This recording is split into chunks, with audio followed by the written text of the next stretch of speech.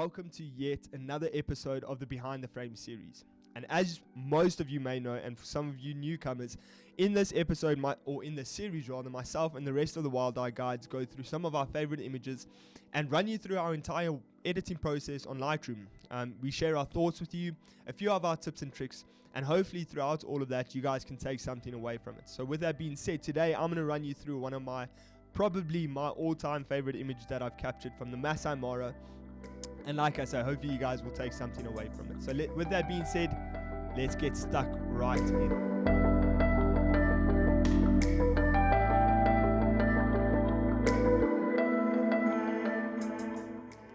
So as I mentioned, today's image, probably my favorite image of all time.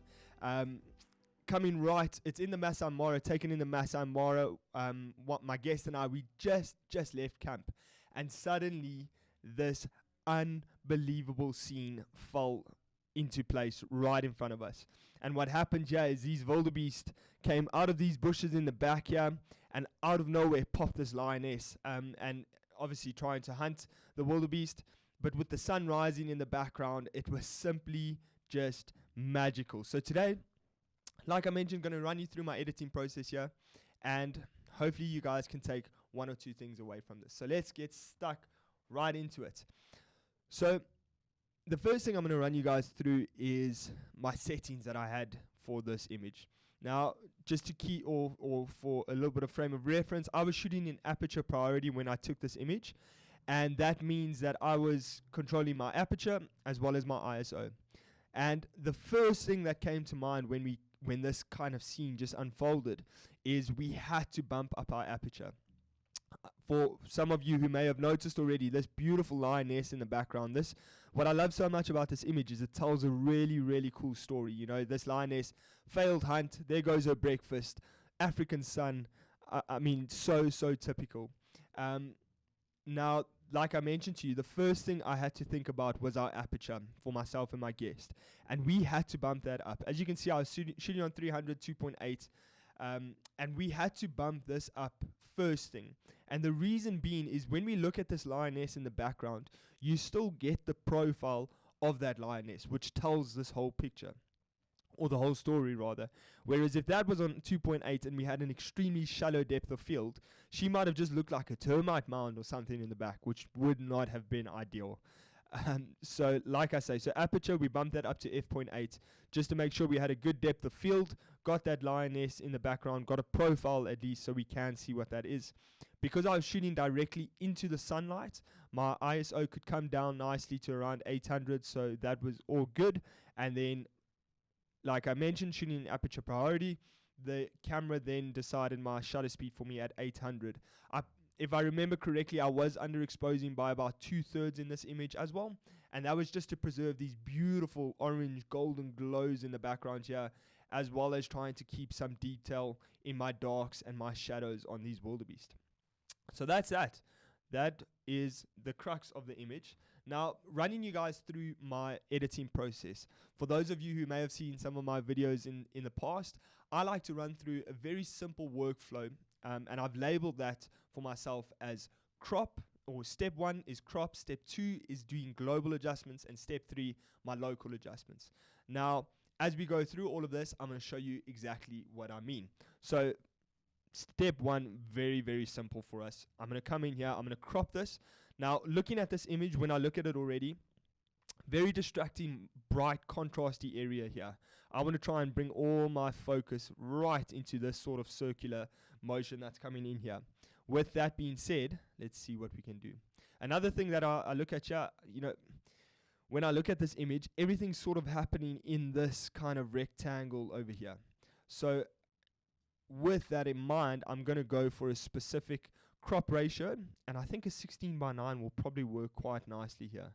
And what I'm going to do is I'm going to try and bring that in nice and tight. Have a look here. If I were to crop it here, we've got the same problem here. We've got contrast between this dark area over here and the light area in the background. And that becomes distracting. So once again, going to bring that in nice and tight to somewhere around there. Now what I'm going to just focus on is make sure that I've got even amount of space between that lioness and this wildebeest over here, as well as giving these wildebeest some space to run in. I don't necessarily want to give them, you know, no negative space to move into, but rather just bringing that a nice and balanced somewhere around about there. There we go. Happy days. So that's step one. Happy days. Nice and done. I'm very happy with that crop. We've got good even space over here on each side. We've now got no distracting elements on our borders except for this little dark patch, which we'll deal with a little bit later. But we've now compacted it nicely to keep the focus around here.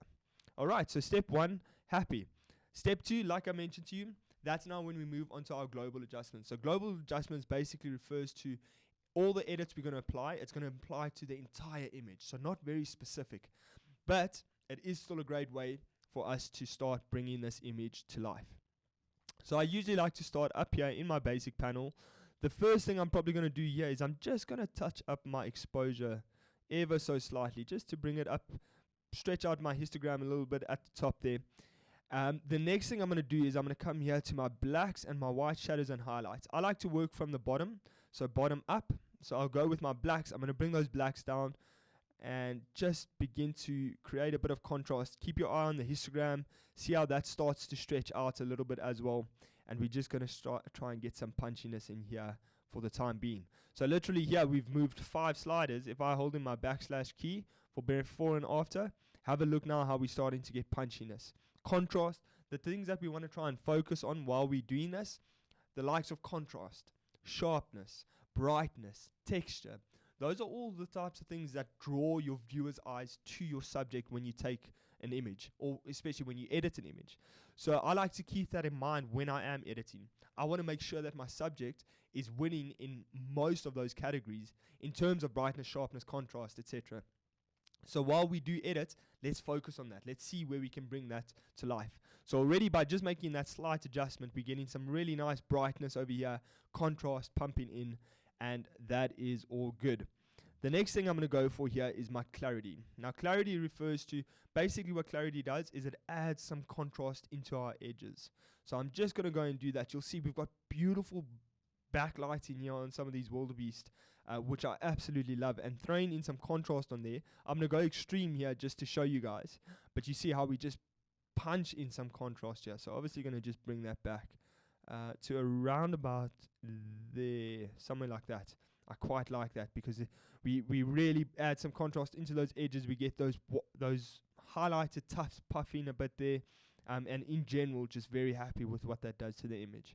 The next thing I'm going to do is I'm going to come down into my tone curve here.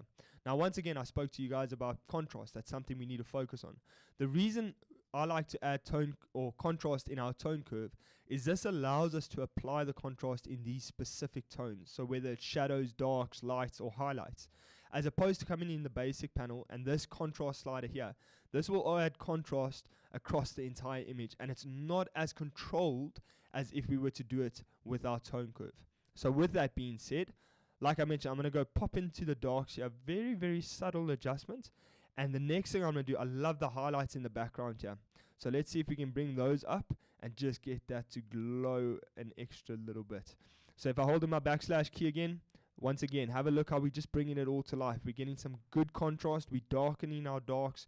We're brightening our brights at the moment. And slowly but surely, we're bringing this to life. I always encourage my guests to flick between your before and afters as often as you can.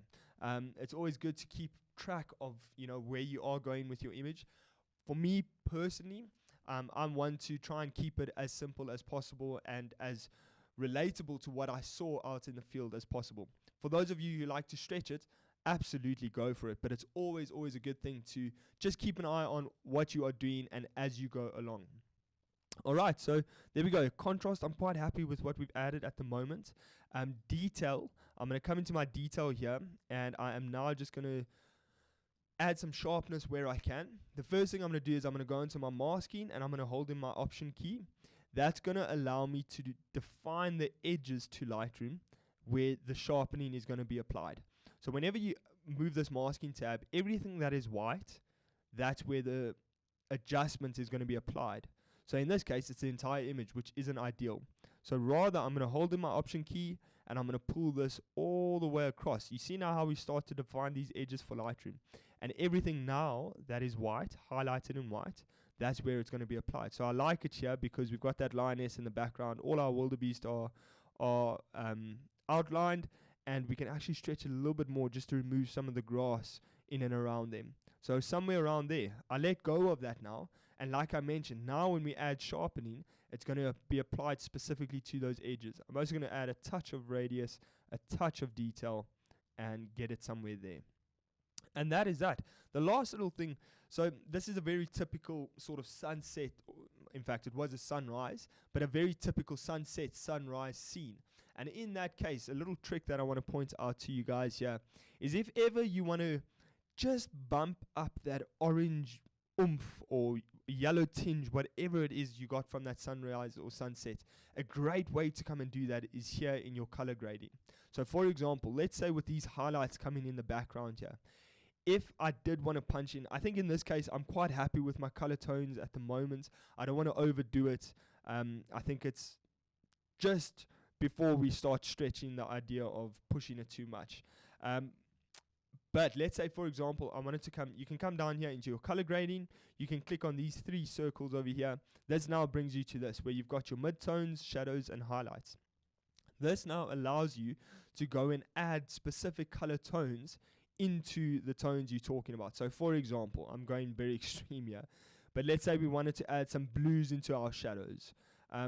In the case of the sunset or sunrise, let's say you want to add some oranges or yellows into your highlights. You come and you pull this circle over here in the middle, and we can bring this now to the point that we want to add some color. So for example, let's say we wanted to bring a yellow or orange tinge in here. We could do something like that. And if I go switch this on and off, just keep your eye on the image so long, you'll see very subtle adjustment, but especially up here, you'll see how you get a lot more oranges in those areas. You see what I mean? So really a great tool for sunsets, sunrises. In the case of this image, I'm not really going to do it because, like I say, I'm happy with the colors that we've got at the moment. But keep it in mind, if ever you want to bring in some oomph, wherever it may be, it's a great, great tool to use for yourself there. Now, the next place that I'm going to head over to is, well, there we go. That is our crops. In fact, let me jump back here quickly. That is our global adjustments finished. We've gone through most of these. I'm happy with what we've done so far. The next thing that we are going to jump to is step number 3, which is our local adjustments. And that's where we can go and add specific masks, and we can use that to create a few more controlled adjustments within the image. Once again, keeping in mind the idea of brightness, sharpness, contrast, texture, all of those things that draw our viewers' eyes. This now allows us to go in and be specific and manipulate the image in a way where our subject will hold most of those and therefore draw our viewers' eyes. So let's see in this image where we can do that. Now, when I look at it, I'm thinking to myself, obviously our main focus is these wildebeest. I love them. They are our main subject, all right? Next up, we then have our lioness in the background. And last little touch-up is this sort of golden sunrise coming up in the background. And ideally what we want our viewers to do, if you close your eyes and you look at this image, as you open them, I want you to look here at the wildebeest, then to the lioness, up to the sunrise, and come like this, and essentially create this sort of circular viewing within the image. So with that in mind, let's see what we can do. The first thing I'm thinking is I just want to bring these wildebeest, the detail of the wildebeest back a little bit. So first off, I'm thinking a few shadows on them. So let's see how Lightroom does with some subject selection here. Not too bad, a little bit in between.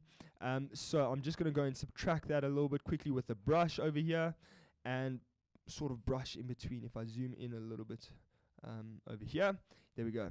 Just going to brush in between. I'm going to do this very, very roughly, guys. When I originally edited this image, I got very, very specific with it, and I went in between every single one of these legs. But for the sake of saving you guys a few seconds of my voice, I'm going to keep it nice and simple for you and do a very, very rough sort of adjustment here where I can. There we go. While I'm at it, I thought I'd add one more dad joke for you on behalf of Andrew Beck. This credit goes to him. What is the largest species of mouse in the world? A hippopotamus. Goodum. Anyway, all right, there we go, guys. So happy with that. Managed to just remove that a little bit where we can. So now, like I mentioned to you, the first thing I'm thinking is shadows. Let's get these shadows up on these wildebeest. Have a look what it does to the highlights as well. Also pumps those up a bit, brings those to life. Very, very happy with that. What I am going to do is I'm going to go opposite here and just bring these blacks down ever so slightly. That's going to hold that contrast, create a nice bit of contrast in between these highlights and the dust being kicked up in the middle. So along those lines, I'm very, very happy with the subtle touch up there. Another little thing I'll do as well is I'm going to bring up my clarity on those edges once again, just defining those nice highlights on the ear tufts, etc., etc. Sharpness is never a bad idea as well while we're at it. So literally, something like that, guys. First little touch up, first focus is, like we mentioned, our wildebeest. We want the focus being here mainly.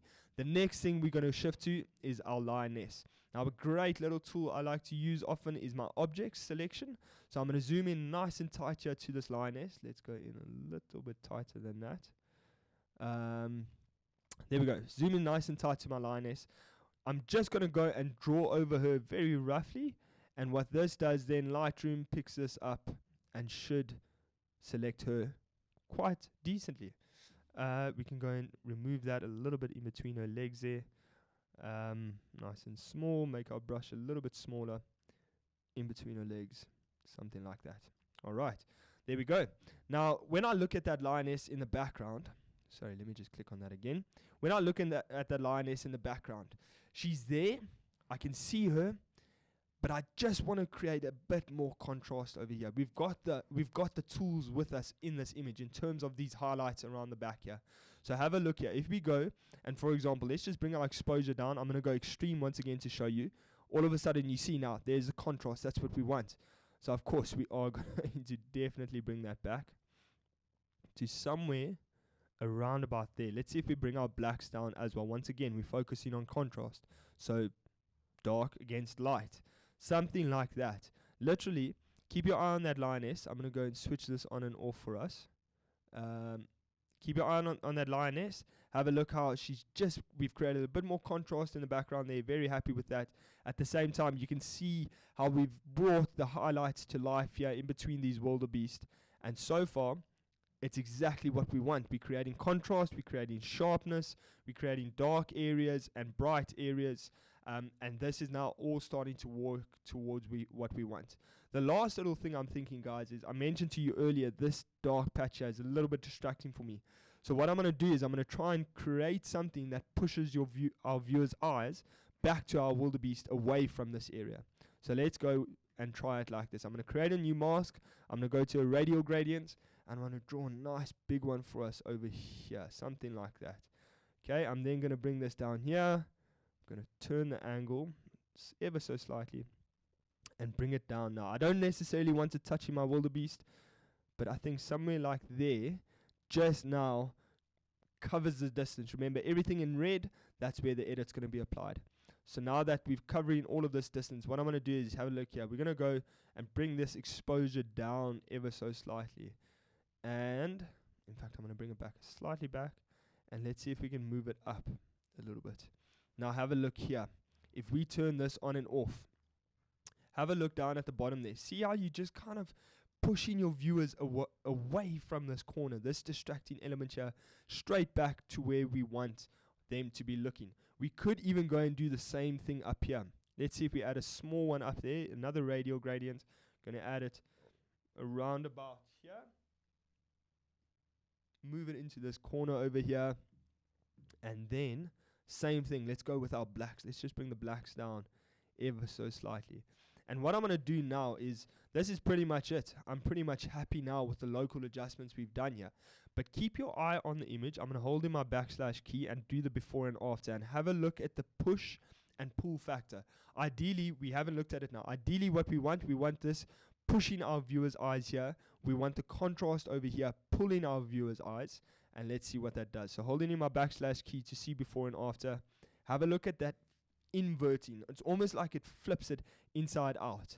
And that's exactly what we want in an image like this. Really drawing your viewers' eyes as much as you can to where you want them. And that's it, guys. Looking at that, I'm pretty happy with that. Another great place to come and look at your before and afters is this little Y emblem down here. Go click on that, and this then puts them next to each other, which is also always a great thing. You can zoom into specific areas. Look at the difference in our lioness there. A lot darker, a bit more punchy contrast. If we come down here in between the wildebeest, have a look at the nice highlights in between them as opposed to this sort of dull look. And lastly, if we come and look in at a wildebeest, just look how nicely highlighted these backlighting points are. We've brought the shadows up, we've darkened the darks, and it's a great way to view your images. So literally as easy as that. Step 1, crop. Step 2, make some global adjustments. Step 3, get specific. Figure out how you're going to draw your viewers' eyes to where your subject is. And literally, guys, like I say to you, this is my go-to workflow. Whenever I get to an image, crop, global, locate. And from there, especially in my local adjustments, that's where I start to make specific different adjustments according to that image. So there you have it. I really hope that that's been helpful for you. I hope you guys have taken 1 or 2 things away from it. And something I really want to encourage you to do is go check out some of the other Wild Eye guides, the way that they edit their images, the way they go about their processes. And I really believe that's the best way to find the tips and tricks that work the best for you, because you'll be able to learn differently from us. We all have our own styles, and hopefully that will help you create your own styles. So nevertheless, I want to say thank you so much for your time. I hope you guys enjoyed that. I'm looking really forward to getting out to the Mara. I'm recording this a week before I get back out there, so a little bit of inspiration to hopefully capture some amazing images like this, and hopefully some of you will be joining us too to get these types of magical moments out there. But nevertheless, if you have any questions off of what I've done, please get in touch with me. Let me know if you have any questions. I'd love to help you out as much as possible wherever I can, and certainly this is what it's all about. So wherever you may be in the world, happy snapping, go make some memories, and thanks so much again for your time. Cheers, everyone.